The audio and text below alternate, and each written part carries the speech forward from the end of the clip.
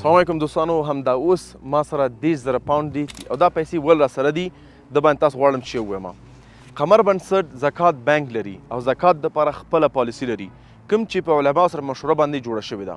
زکات اولین اصول د اسلامیک شریعه نه دا ده چې دغه ملکیت باید یو فقیر شي او د هغه قبضې لاندې شي. دا اولین اصول دی بدون د شک چې قرآن کې په سورې مایده کې 8 کټګري ورشوي زکات دپاره. او جالبه دا ده چې ابن مسعود وی عبدالله بن مسعود وی چې دغه زکات توزیع الله سبحانه وتعالی حتی رسول الله صلی الله علیه وسلم نه پرېښي، په خپله فیصله کړې ده زکات باید چاته ورکړل شي. نو زکات توزیع، زکات ټولول او زکات سره معامله یو ډېر عظیمه موضوع ده. زکات چې ته غلطی یو بل ځای کې مصرفی چې دلته مصرف نشي، دې معنا ده چې چاته وایي چې دا د قبلن ده داسې مونځ وکړه. دا جدي موضوع ده او قمر ډېر جدي نیسي. الحمدلله موږ مختلف زکات الیجبل پروژې لرو چې یو پکې نغدي پیسې ورکول دي فقراو ته.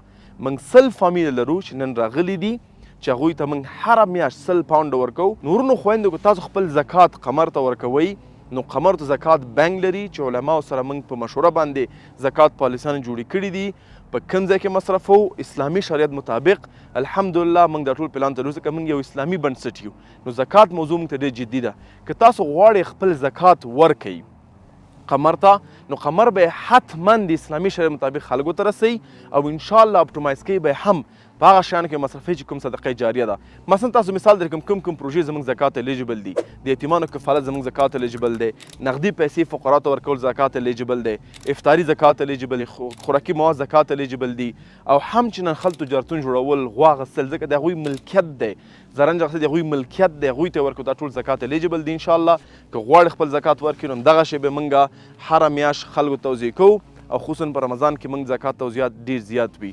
نو امید لرم دغه ویډیو نه فقط ته په خپله وګوري بلکې نور سره هم شریک دام ته ووایم چې چا باندې زکات فرض وي او هغه زکات نه ورکوي په هغه باندې ابوبکر صدیق رضی الله عنه جهاد اعلان کړی دی. یعنی جهاد یې په اعلان کړی دی. دا یو جدي موضوع ده. ته چې کوم مال لرې او په تا باندې زکات فرض دی د هغه باید 2.5% ته فقراو ته ورکړي. هغه د دوی حق دی. یعنې دا ته منې کوی نشي، چا باندې احسان نشي کولی، دا دوی حق دی ورکوی به. تاسو کولی شئ چې قمر ویب سایټ ته لاړ شئ qamar.org زکات بانک لاندې زکات کلکولیټر شته دی.